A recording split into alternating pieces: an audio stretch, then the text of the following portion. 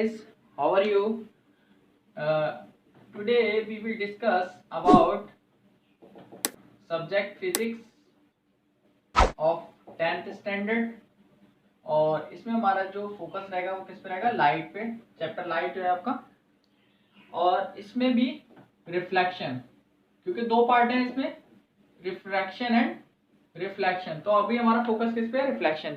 और reflection to a plane mirror हमने देख लिया था, अभी हमारा किस पे रहेगा, reflection to a spherical surface. इस पे हम फोकस करेंगे इस बार, ठीक है ना। और ये बहुत इंपॉर्टेंट है, इससे क्वेश्चन पूछा ही जाएगा, हर हाल में पूछा जाएगा, ठीक है ना। तो देखिए स्फीयर क्या होता है, सबसे पहले एक थ्री डायमेंशनल सरफेस होती है, ठीक है ना, और जिसका लोकस, ठीक है ना, एक पॉइंट से कांस्टेंट रहता है, ठीक है ना। उस पॉइंट को क्या बोलते हैं, फिक्स पॉइंट को हम लोग क्या बोलते हैं, एक फिक्स पॉइंट को सेंटर बोलते हैं, ठीक है ना। और ये जो है इसकी सरफेस कहलाती है। तो आपको पता ही होगा इसके बारे में। चलिए तो आगे देखते हैं। अगर हम इसको कट कर लें एक सेक्शन इसमें से, और फिर उसको यहाँ रखें, ये ऐसे रख दें, ठीक है ना। तो आप पर दो चॉइस है कि हम इस पार्ट को क्या करें, इस पार्ट को हम लोग ये कर देते हैं, पॉलिश कर देते हैं या कोटेड कर देते हैं। तो हमारा ये कहलाता है कॉनकेव मिरर, ठीक है ना। और अगर हम डिप्रेस पार्ट को अगर हम कोटेड कर देते हैं तो हमारा कहलाता है कॉन्वेक्स मिरर, ठीक है ना।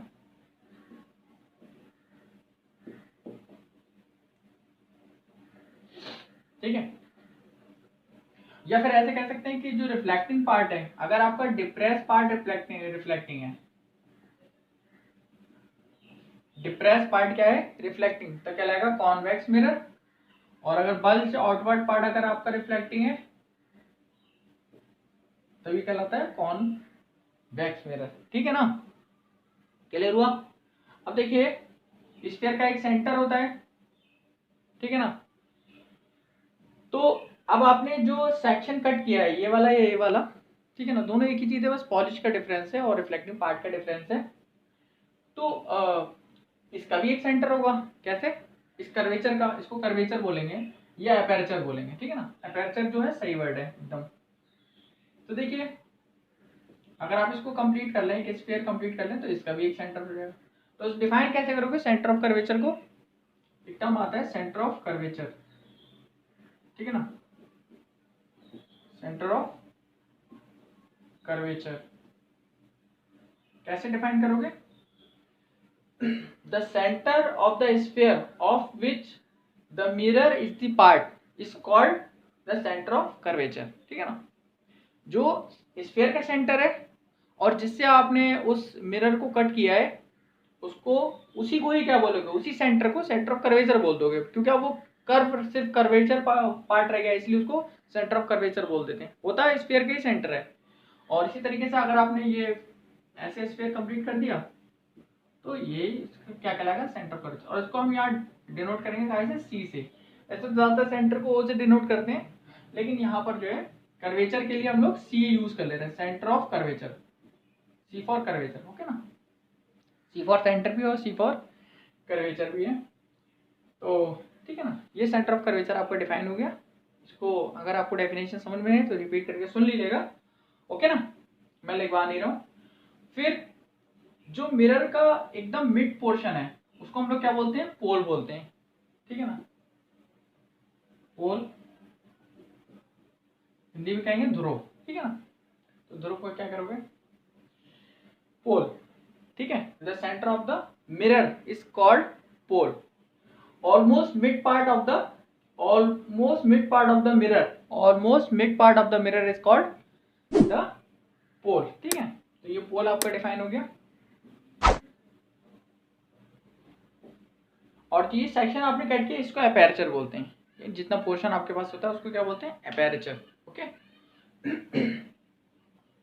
ये डिफाइन हो गया। अब क्या करें, रेडियस कैसे डिफाइन करोगे। अगर आप पोल को सेंटर ऑफ कर्वेचर से ज्वाइन कर दोगे तो आपको क्या मिल जाएगी, रेडियस मिल जाएगी, दिस इज द रेडियस, ठीक है ना,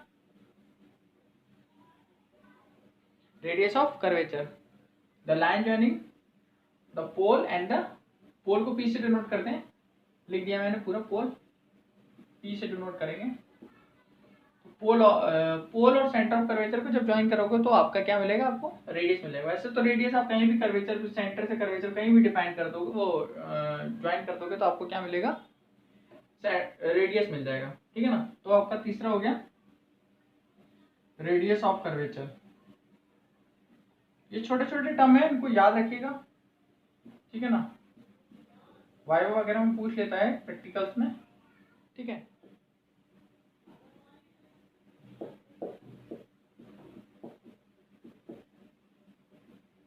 प्रिंसिपल एक्सिस, तो प्रिंसिपल एक्सिस देख लीजिए क्या है। जैसे क्या आपने ये एक मिरर बनाया कॉनकेव या कॉन्वेक्स, और फिर स्फीयर को कंप्लीट कर दिया,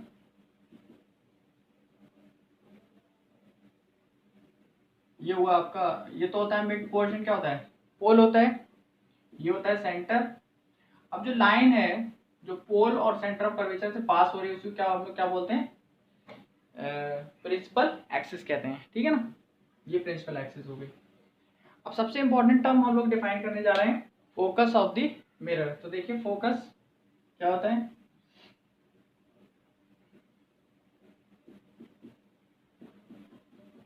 एक कॉनकेव मिरर लीजिए, pole, centre of curvature, all the rays coming parallel to the axis, all the rays coming parallel to the axis passes through a point is called the focus of the concave mirror। जितनी भी parallel raise आ रही हैं principal axis के parallel, ठीक है ना, तो वो रिफ्लेक्शन के बाद एक पॉइंट से पास होती है, उसी को हम लोग क्या बोलते हैं, या मीट होती है एक पॉइंट पे, उसी को हम लोग क्या बोलते हैं, फोकस ऑफ द मिरर कहते हैं। अब एक और कोई रे ले लीजिए, इधर साइड में ले लीजिए, आपने ये ले ली, ये भी प्रिंसिपल एक्सिस के पैरेलल है, ये भी कहाँ से पास होगी, फोकस से पास होगी, ठीक है ना। और भी कोई ले सकते हो तो वो भी फोकस से पास होगी, ये फोकस से डिफाइन है इस तरीके से। तो all the rays parallel to the principal axis passes through a point is called focus of the mirror, बहुत इंपॉर्टेंट है। और ये कौन सा है, सॉरी कॉनकेव मिरर, ठीक है ना, इसको कन्वर्जिंग भी बोलते हैं, कन्वर्जिंग मिरर। नेक्स्ट है आपका कॉन्वेक्स मिरर, कॉन्वेक्स मिरर में पोल, सेंटर ऑफ कर्वेचर ले रही है कहीं, ठीक है ना, all the rays coming parallel to the principal axis. अब जो आपको रेज, आपको जो फॉल कराना है वो किधर से कराना है, लेफ्ट साइड से कराना है। अभी हम साइन कन्वेंशन बताएंगे, उसमें ये चीज डिस्कस हो जाएगी आपकी, ठीक है। All the rays coming parallel to the principal axis, ठीक है ना, come out of from a point is called, come out of from a point, किसी एक पॉइंट से जो है आती हुई प्रतीत होंगी, तो उसी पॉइंट को जिससे ये आती हुई प्रतीत होती है, appear to come out of, उसको हम लोग बोलते हैं फोकस ऑफ कॉन्वेक्स मिरर, ठीक है ना। रेस थोड़ा सा जो है आपकी वो आप स्केच से बना लीजिएगा, रे जो है आपकी सीधी लाइन में चलेगी, टेढ़ी नहीं होना चाहिए। तो अभी क्योंकि मेरे पास स्केच नहीं है, ठीक है ना, तो आप लोग कॉपी पे इसको बना सकते हो, हम लोग को थोड़ा लिमिटेशन होता है, ठीक है ना। तो ये आपका फोकस डिफाइन हो गया, बहुत इंपॉर्टेंट है। अब नेक्स्ट देखेंगे रूल्स फॉर इमेज फॉर्मेशन।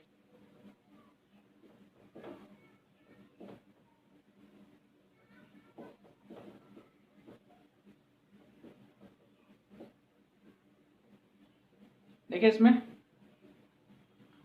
तो हमारे पास ये है कि जो अगर कॉनकेव मिरर है, पहला रूल देख लीजिए, पहले रूल का first part, A part, pole, centre of curvature, ठीक है ना, और ये मान लीजिए फोकस है। पहला रूल ये कहता है कि all the rays coming parallel to the principal axis passes through a focus of the concave mirror, ठीक है ना। और अगर कॉन्वेक्स होता तब क्या हो जाता, simple pole, centre of curvature और ये फोकस। तो जो पैरेलल रेज है वो एक पॉइंट से आती हुई प्रतीत होती है और उस पॉइंट को हम लोग क्या बोलते हैं, फोकस कहते हैं। ये तो हमें पता ही है, लेकिन एक रूल है कि अगर पैरेलल रे है कॉन्वेक्स मिरर के प्रिंसिपल एक्सिस के पैरेलल है कॉन्वेक्स मिरर में, तो क्या होगा, वो एक पॉइंट से आती हुई प्रतीत होगी और उसको हम लोग क्या बोलेंगे, फोकस बोलते हैं। तो पता ही है आपको, ठीक है ना। तो ये रूल आपका बी पार्ट भी हो गया, ये पार्ट था और ये पी पार्ट। अब इसी का सेकंड पार्ट देखते हैं। अगर फोकस पे आ रही है तो प्रिंसिपल एक्सिस के क्या होगी, पैरेलल हो जाएगी। तो मैं लिखा नहीं रहा हूं, आप लोग चाहे तो एनसीईआरटी से नोट कर लीजिएगा इस चीज को, या फिर इसी को रिपीट करके सुन लीजिएगा, आपको समझ आ जाएगा। अगर फोकस पे आ रही है तो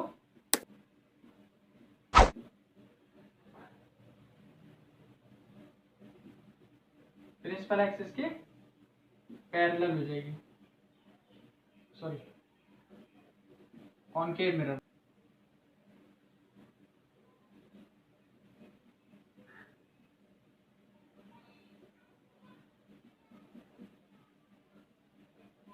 पोल, फोकस और सेंटर ऑफ कर्वेचर, ठीक है ना।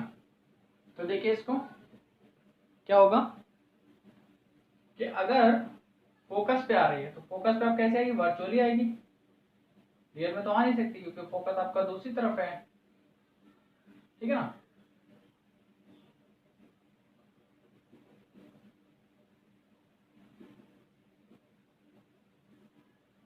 तो ये प्रिंसिपल एक्सिस के पैरेलल हो जाती हैं, ठीक है ना। ये बी पार्ट हो गया, सेकंड का बी पार्ट, ये पार्ट था और ये बी पार्ट हो गया, ठीक है। अब देखिए यहाँ पर लॉज ऑफ रिफ्लेक्शन कैसे लग रहा है उसको भी समझ लीजिए, क्योंकि हम लोग समझ नहीं पाते हैं कि कैसे स्फेरिकल मिरर में लॉज ऑफ रिफ्लेक्शन लगेगा। लॉज तो लॉ है, ठीक है, लॉ तो लॉ है, हर जगह आपका वैलिड है। पॉलिटिक्स तो है नहीं कि कहीं पर भी जो है वैलिड होगा कहीं इनवैलिड हो जाएगा, ये फिजिक्स है, ठीक है ना। पॉलिटिक्स में तो आप जैसे चाहो वैसे जो है लॉ को डिफाइन कर लो, लेकिन यहाँ पे क्या होता है, एग्जैक्टली वही चीज रहती है, चाहे प्लेन मिरर हो चाहे स्फेरिकल मिरर हो। तो जो लॉ ऑफ रिफ्लेक्शन का सेकंड लॉ है वो क्या कहता है कि angle of incidence to angle of reflection. अब देखिए सेंटर ऑफ कर्वेचर को जब आप सरफेस से ज्वाइन करो, पॉइंट ऑफ इंसिडेंस पे ज्वाइन करोगे तो आपको क्या मिल जाएगा, नॉर्मल मिल जाएगा, ठीक है ना। ये थ्योरम है कि जो सर्कल का रेडियस होता है वो टेंजेंट पे नॉर्मल होता है और टेंजेंट होती है सर्कल की रेडियस पे नॉर्मल होती है। तो ये आप क्लास 10 की सर्कल में पढ़ोगे। खैर, तो देखिए इंसिडेंट रे, ये एंगल ऑफ इंसिडेंस होगा और ये एंगल ऑफ रिफ्लेक्शन हो जाएगा, ठीक है ना। ऐसे यहाँ पर भी आपको नॉर्मल मिल जाएगा, ये एंगल ऑफ इंसिडेंस और ये एंगल ऑफ रिफ्लेक्शन। यहाँ भी जैसे आप सेंटर ऑफ कर्वेचर को पॉइंट ऑफ इंसिडेंस पे ज्वाइन करोगे कहीं पर भी, अब जहाँ पर भी पॉइंट ऑफ इंसिडेंस है वहाँ पर आप ले लीजिए, ज्वाइन कर दीजिए। तो देखिए इंसिडेंट रे का एंगल है एंगल ऑफ इंसिडेंस और ये एंगल ऑफ रिफ्लेक्शन, ठीक है ना। तो इस तरीके से आप जो है बताते चले जाइए,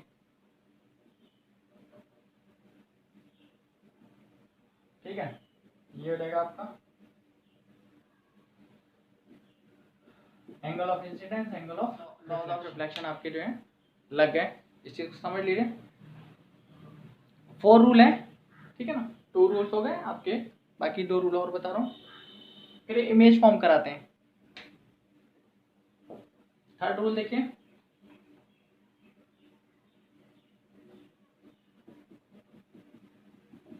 कि अगर रे जो है सेंटर ऑफ कर्वेचर पे आ रही है, पोल, फोकस और सेंटर ऑफ कर्वेचर, तो अगर रे सेंटर ऑफ कर्वेचर पे आ रही है तो क्या होगा, उसी पाथ पे वापस आ जाएगी, उसी पाथ पे वापस आ जाएगी, ठीक है ना। क्यों, क्योंकि ये नॉर्मली होता है। सेंटर ऑफ कर्वेचर वाला जब आप इस पे मिरर पे ज्वाइन करते हो तो आपको क्या मिलता है, नॉर्मल मिल जाता है। अब नॉर्मली आ रही है तो नॉर्मल ही जाएगी, यानी 90 डिग्री पे आ रही है तो 90 डिग्री पे ही वापस होगी, ठीक है ना, इस तरीके से। और नॉर्मल टेंजेंट दिखा के वहाँ पे टेंजेंट, तो टेंजेंट क्या होती है, एक लाइन होती है जो कि कर्व को एक ही पॉइंट पे टच करती है। तो और अगर आपने जैसे कॉन्वेक्स मिरर लिया, ये तो कॉनकेव का था, दोनों का साथ साथ बताते चल रहे हैं क्योंकि हम इमेज फॉर्म कराएंगे दोनों से ही। पोल, फोकस और ये सेंटर ऑफ कर्वेचर, ठीक है ना। फोकस जो होता है पोल और सेंटर ऑफ कर्वेचर के एकदम बीच में होता है। तो ये कैसे होता है हम आगे की क्लास में बताया रहेगा ये। अब देखिए सेंटर ऑफ कर्वेचर इस पे कैसे है कि वर्चुअली आएगी। जब पहले आप लाइन ऐसे सीधी खींच लीजिए, उसके बाद ऐसे डॉट डॉट डॉट दिखा दीजिए। पेंसिल और स्केच वगैरह की सहायता से बनाइएगा इसको। पेन का यूज करेंगे तो दिक्कत में पड़ जाएंगे, ठीक है ना। तो परेशानी में पड़ने की जरूरत नहीं है, आप लोग पेंसिल यूज करिए, स्केल यूज करिए, प्रोटेक्टर यूज करिए, कोई रोकने वाला नहीं है। तो देखिए ये तो इंसिडेंट रे हो गई। रे के लिए ये एरो जरूर बना दीजिएगा, अन्यथा पता ही नहीं चलेगा कि वो क्या है, ठीक है ना। तो सेंटर ऑफ कर्वेचर पे जब आती है तो उसी बात पे वापस हो जाती है। लास्ट रूल ये है, अब दोनों के ए और बी पार्ट दोनों बता दिए। फोर्थ पार्ट देखिए, फोर्थ पार्ट क्या कहता है, कॉनकेव ले लीजिए और कॉन्वेक्स ले लीजिए। पोल, फोकस, सेंटर ऑफ कर्वेचर।